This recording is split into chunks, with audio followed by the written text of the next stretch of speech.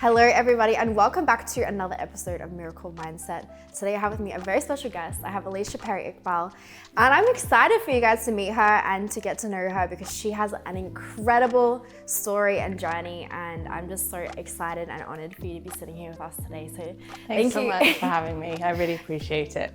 We were just saying that we haven't seen each other since before the pandemic, and it's just like, it's one of those things like, you know, you just realize like how long it's been and like the world kind of just stopped.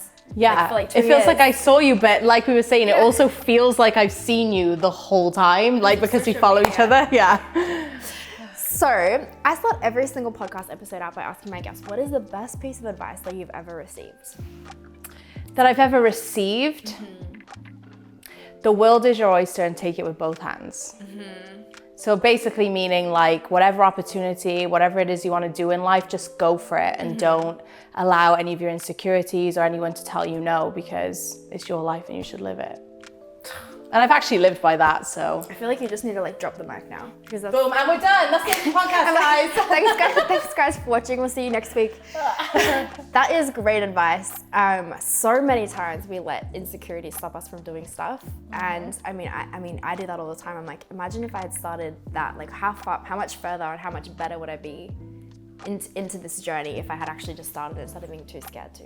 But you know what? Even if insecurities did cap you at the time, you were supposed to do that so you could learn and grow and be in the place that you are now. So instead of like looking back, it's just kind of like, okay, what am I doing now? How am I embracing myself now? If you just let insecurities take you for the whole of your life, then you're not living. And see, this is one of the reasons why I love following you on social media, because you just have a way of being so positive and have such an incredible message. You know, in your bio, it literally says, what does it say? Stylish at any size. An awesome message. So how do you do that? Like, how do you know what you want to portray on your social media? Like where does this positivity come from and this confidence? To be honest, I really feel like it's just come from accepting myself. When I was growing up, I was really into like musical theatre and dancing and different things, and I was always told I was too fat, my legs are too big. I got stopped from going to drama school because I was overweight for whatever they classed as overweight, and I was much slimmer than I am now. So then I just got to a point where I was like, well, you know what? I am who I am, and you're not going to stop me from doing what it is that I want to do, which goes back to what I said at the beginning. And I realized that there were so many girls that felt that way as well. And I think overall in society, it's slowly getting better, more inclusive. But at a time where I was a teenager, you didn't see anyone that looked like me, not in size or ethnicity. So I just felt so alienated, I think. And then I was like, well, if I don't put myself in a space where I can just be the vision for me, then I'm gonna keep waiting for someone else to be that vision for me, if that makes sense. And then it just got to a place where I started modeling and stuff, and I ended up inspiring other girls. And then I was like, you know what? When it comes to even fashion and stuff, I'm like, you are like small and petite, you get to wear whatever it is that you want. Why can't I wear whatever I want just because I'm bigger than you? It doesn't mean that I shouldn't be fashionable and stylish and like my body because I'm bigger, so. Stylish at any size, you know, that's so true. It is true, you can be stylish at any size. And all of us do have insecurities, you know, I think at any size. Definitely, like there's so many times like I want to wear something, I'm like, and it's just, you know, it's that voice in your head that you have to just learn to control. I really feel like it's society. It's this image that society's put on us as women to be perfect for men, perfect as the beauty ideal, whatever that is, because that evolves over time. And we just have to keep following it and pushing ourselves into every little margin. The fashion industry, the magazines, whatever, they try and like hone in on us. And that even goes down to like your hair, your skin color, your like products that you're using. Well, like even what brands you're wearing. Yeah, it's like you just feel so stressed. And I was actually thinking this recently, because I don't really wear that much designer. And I don't have a huge amount of it either. No, and I don't even really, one of my girlfriends loves designer bags, and I only just started even noticing designer bags, because for me, I'm like, I could just put something together. It doesn't have to be designer. Like, And I realized that there's this like massive pressure in the industry and on social media to live this luxury lifestyle, and a lot of people can't afford it. And it's not relatable. And so much of what you see, even in the industry, isn't real anyway.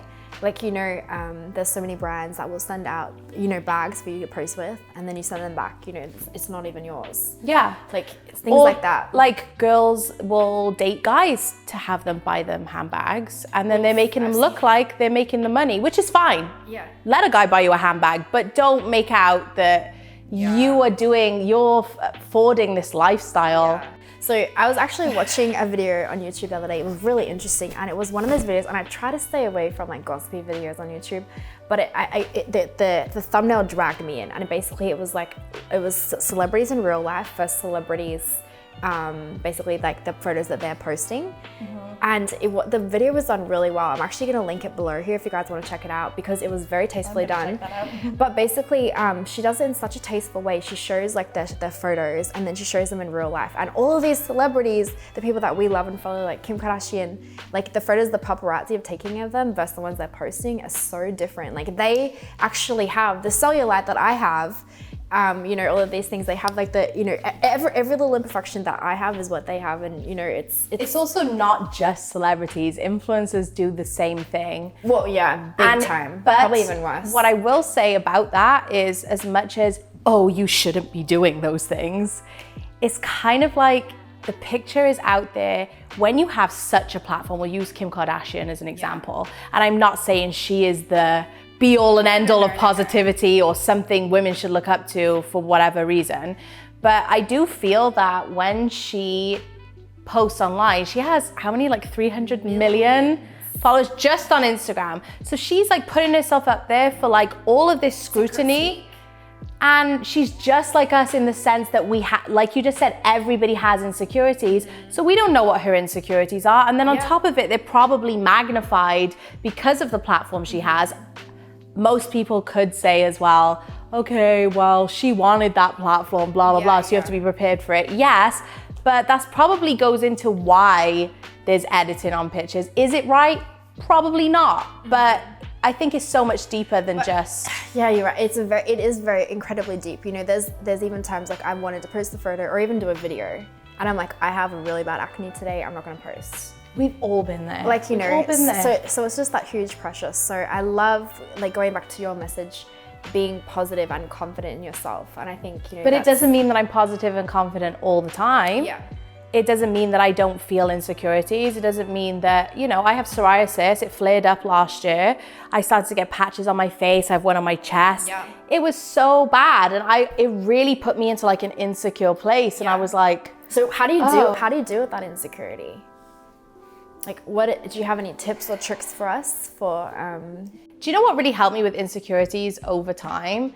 I made this board. It was like an affirmations board, and I wrote on there all the things that I wanted to believe about myself, things that I knew I should be believing about myself, but I just couldn't see it. Okay. I wrote them down, made them all like big and like shiny, made it all creative, and I stuck it on the wall going into my bathroom. So every day you have to go to the bathroom, obviously. So there was no way that I was... thing you're reading every day. Right, and there's nothing that I could miss. It was right in front of me.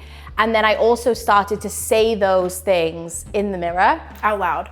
Out loud to myself in the mirror multiple times a day, especially when I was naked about to go in the shower. I started looking at myself in the mirror, saying those things, because a lot of people don't look at themselves in the mirror naked. I don't know if you know that. I didn't know that. I had no idea. So I started giving myself positive words of affirmations, and over time it just sticks in your subconscious and it starts to make you feel better.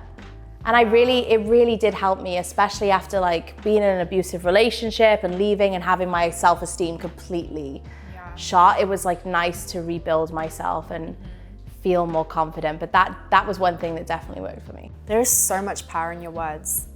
Like, I think that's one thing that I've learned as I've gotten older, like, to be more cautious with my words. Yes. Because they have an impact on other people, but not only other people, but also ourselves too. And I also think as well, we're so quick to say something negative about ourselves. Why is it why is it not a thing for us to say something positive about ourselves? Why? Because it might come across too cocky. As like arrogant. Who cares? Let it come across, like, because you have to tell yourself, it's not about anybody else. If you feel like a bad bitch, I feel like a bad bitch. It is what it is. Like, sorry, because everyone's so okay with you saying, I hate myself. People should be like, no, why do you hate yourself? You shouldn't hate yourself. Because they're saying the same things to themselves as well. So it becomes this whole culture of it, like where it's acceptable to talk down to you about yourself. Yeah, and that's not a mood. Because it also stops you, I realized, when you say bad things to yourself, it stops you from doing things that forward your life, not just in career, also in everyday things, like what you're wearing, even the choices of the food that you eat, the places that you go, the people that you interact with. That is your whole entire life of enjoyment stopped because you've said one thing to yourself. And I'm not perfect. When I'm saying this, I have had to work on it. Yeah. To be like in this space. So are you still doing the board? Like, do you still have those things up on the board? No, I don't have that board up. I do a vision board for like things that I want every year. Like, I think that's just something to help me plan the year. I'm a big vision board person too. Yeah, it just kind of helps me like get in a space of like focusing on what I want. And actually, this was the first year on my vision board that I put something outside of career on there. Nice. And I was like, on there, I was like, I want to meet the love of my life this year. And I was so surprised that I did that. I was like, okay, I guess that's something that I want. So let's put it on there and envision it. But as far as the affirmations, no, I'm in a really good space. I've worked a lot on my like journey, on myself, on my healing. I have a lot of great coping mechanisms like meditation and just started like Pilates, even like getting back into working out and stuff. All those things are so great for my mental health that I feel like that's my biggest thing with working out. I don't necessarily see as much of a physical kind of change, but mental health, like you change, like it gets those endorphins going, like you feel better, you feel more motivated, and I actually feel more energized as well. That's the other thing, like feel more energized. And do you know what else I've noticed as well is balancing my time. That's really helped like how I feel about myself. What are you doing to balance that time? So I'll just schedule myself. Yeah, so it's like time blocking or? I block time, I have a diary and I'll like schedule my time and I schedule in time for myself just like I schedule in work. Yeah. So, and I literally just said this to my girlfriends like 2 weeks ago at the start of the year. I was like, I want to do more. And that doesn't mean go out to clubs or go out to work events because we do that already. I want to go to farmers markets and do things and like go hiking, do things together where we're like enjoying ourselves and we can get out in the fresh air, meet new people and just like have fun things to do. I feel like there was such a shift like over, I know me and Alex were just talking about this over quarantine, like obviously everyone kind of became homebodies, but now like it kind of like the culture's changed a little bit. Like you kind of like you're more inclined to stay at home, just watch a movie because now you're kind of like used to it. I think that's happening now, but when we came out last year, when we came out of lockdown, everyone went nuts. It went a little crazy. It was like going from home to the complete opposite where everyone's like psychotic. And then everyone started to like die down. When everyone first started going outside, it was really overwhelming. I actually had a lot of anxiety. I think a lot of people are like, it's just too much, like too many people from barely seeing anyone. It's like overstimulation almost, like a lot going on. For sure. So in addition to speaking about body positivity, something that you also speak about on your social media that is incredibly empowering to women is your nonprofit, which we'll get into in a second. But you've also just been announced as an ambassador for Refuge, which is huge. I'm gonna let you speak a little bit more about that and your story and your journey. And thank you for sharing your story with us. Oh, no problem. So basically, I experienced domestic violence, abuse, intimate partner violence, whatever you want to call it. Right out of college here in the States, I met my abuser. I was with him in a relationship for like 2 years, but he was in my life for a long time. The abuse started really with like emotional and verbal abuse, which I think a lot of people don't realize that they're being abused like when they're being manipulated or gaslit or it's like abusers start to like isolate you slightly from like your friends and family. They'll say things, they'll jab at your self-esteem. They want power and control. So it started with that, and then the physical abuse started around 6 months into the relationship. And the first incident of abuse kind of like shocked me. I was at his house and we got in the shower, and then when we were done in the shower, I was like, oh, I forgot to bring a towel. And it was maybe a couple of steps from the shower to where the towels were. And I got some water on the floor, and he initially said something to me about it, and it was quite aggressive. And I started giggling because I was like, uncomfortable. Wait, is this a joke? Yeah. Like, as most people would, like, it's not a big deal. It's water, it will dry, or I can clean it up. Like, it's not that bad. Yeah. He ended up like in my towel, dragged me from the one side of the hall and threw me on the floor on the other side. And then kind of lifted me up with all of my stuff in his other hand and threw me out of his apartment. Aside from dealing with the emotional and mental verbal abuse, I feel like that particular incident in the grand scheme of physical abuse wasn't even bad. And if I had been more aware of the signs of abuse or what a healthy relationship looked like, then I think at that point I would have been able to walk away. I didn't, because I didn't know, and he had so much, like, he had his claws in. And then after that, the physical abuse got bad really quick. And it was so much worse that I ended up having like 5 slip vertebrae in my neck and back. And I just wasn't in a good way. I was like a shadow of the person that I am normally. And did people around you know what was going on? Nobody knew. I was going on set as a model, because I was modeling a lot then.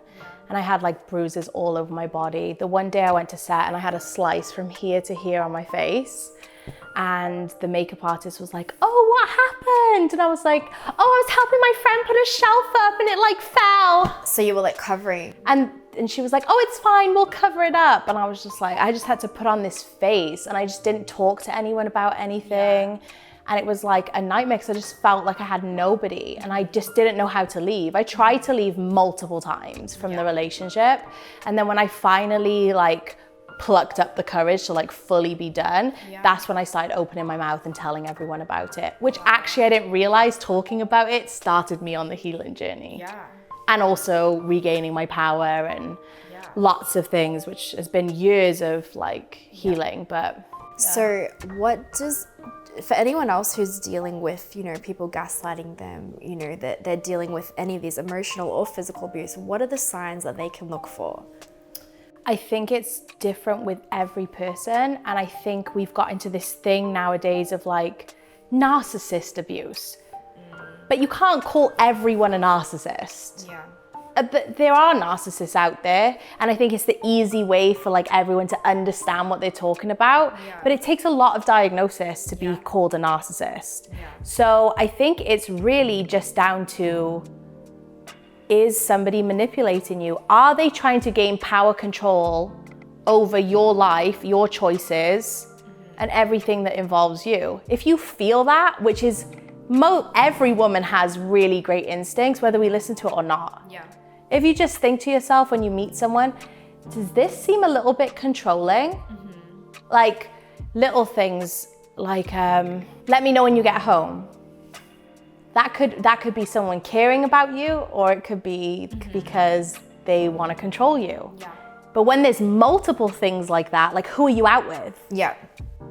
Who is that? Why you're not allowed to have male friends? I don't like this person. You're not allowed to hang out with them anymore. Don't wear that because you're showing too much cleavage. But like these abusers, I feel some of them come across aggressive like that, and some of them are like, babe, I just don't like that very much. Like, please don't wear it. It makes me feel uncomfortable. No, that's controlling. If I want to wear this top, I'm going to wear it. And you're not respecting my boundaries. And that's another thing that I think people women especially don't know how to do, is set a boundary. And they'll try to set boundaries, and then the men will go like this. And then they're like, oh, it's fine. No, your boundary is your boundary. And if they're trying to step over it, they're obviously not the right person for you.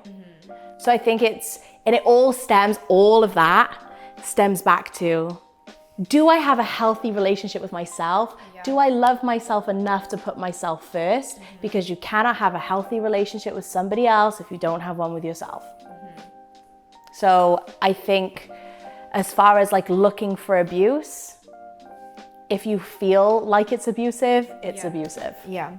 So if someone's in this situation where they're experiencing any of these things and they're feeling where you were feeling like you couldn't share it with other people, what do you recommend that they do? Is there a hotline that they could reach out to? Do you recommend that they talk to people? What do you do? In the US, there is the domestic violence hotline that they can call.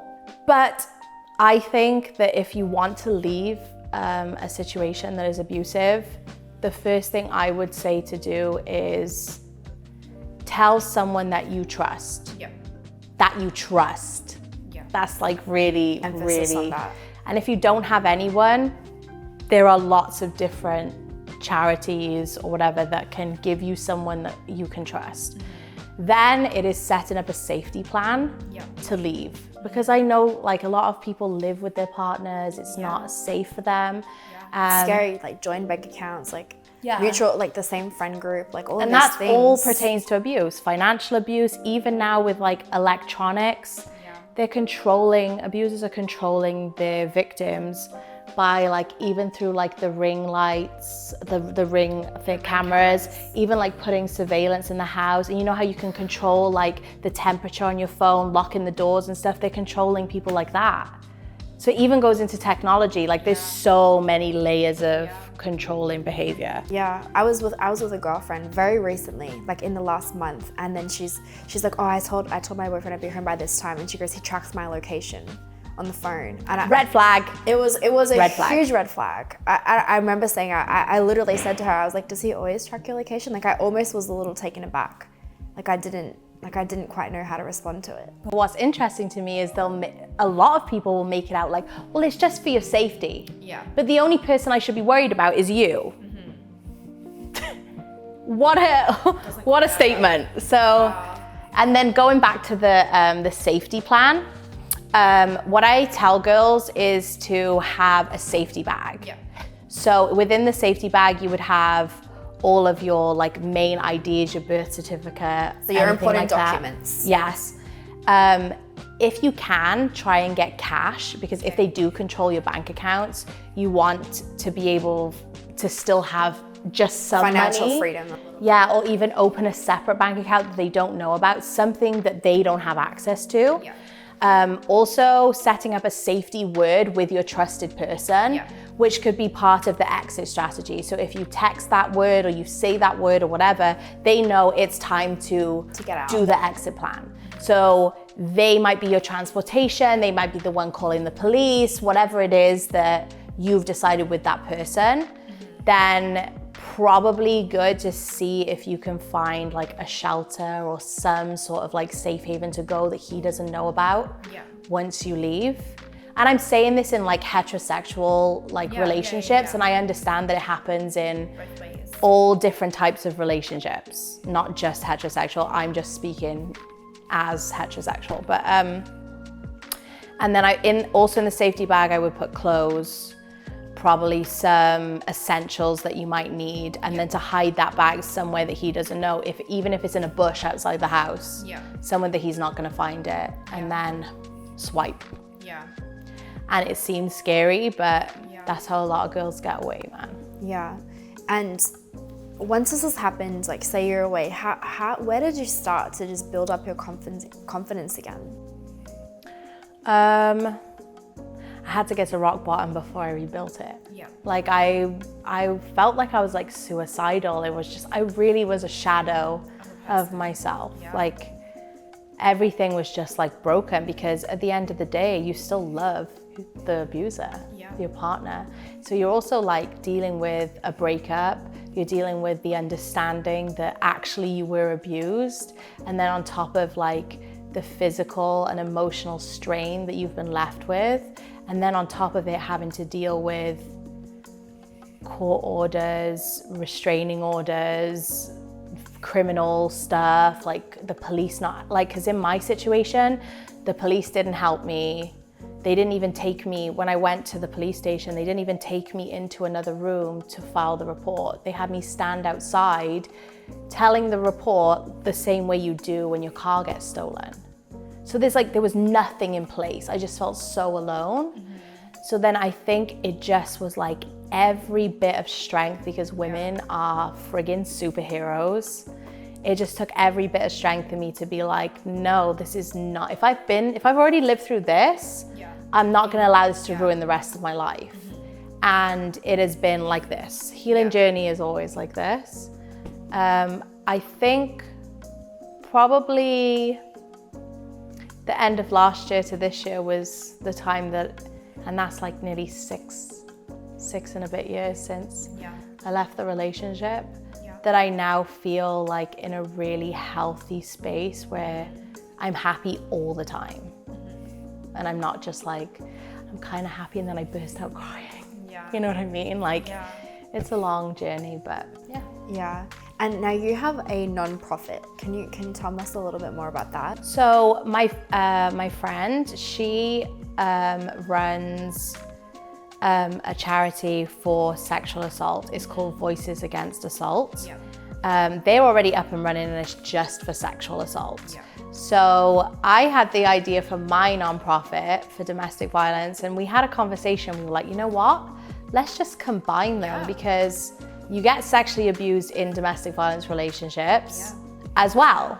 So, and it's also good, these are things that are all against women, so mainly women, but they're things for women to know about. So at the moment we're combining that, and then we are planning, this is like low key, but we have opportunities to work with brands and do lots of talks and different things to help women. And then eventually we want to start setting up centers where women can come and have all of the information that we've talked about and more, access to legal, access to housing, different things like rebuilding their life, all the things that I feel there's just not access to now. So if anyone watching wants to support this in any way, how do we get in touch with you? Is there a link that we can use? You can right now follow Voices Against Assault on which Instagram. we'll link below. And they have, the website is on there and all of the information about us. It's an incredible journey, and I'm just honored to be sitting next to you here. So thank you for sharing with us. I know that seeing this positivity that you have now, and the incredible journey that you've been through, and knowing how low you were, but like looking at how incredible you're doing now.